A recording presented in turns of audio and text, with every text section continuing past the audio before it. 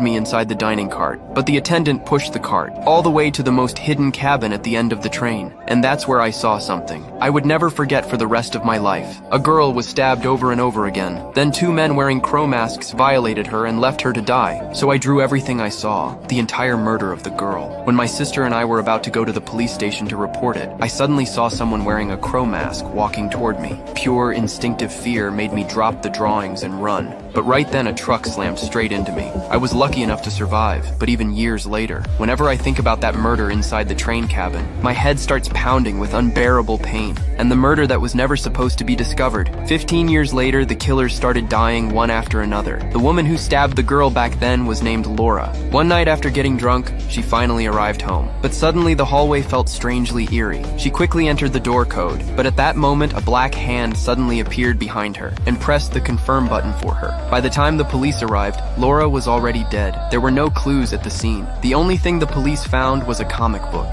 Inside, it showed a woman dying in the exact same way as Laura. It also recorded the crime Laura committed 15 years ago. Following the clues in the comic, the police found the second killer from back then, Jack. He had now become the boss of an underground fight club. Based on the comic, the police predicted he would be the next one to die, but Jack didn't take it seriously at all. Just as he was about to get into his car, he suddenly noticed a crow landing on the roof. Annoyed, he waved his hand and chased the bird away before getting in. But the next second, hundreds of comic pages suddenly rained down from the sky, and the mysterious crow-masked figure appeared again.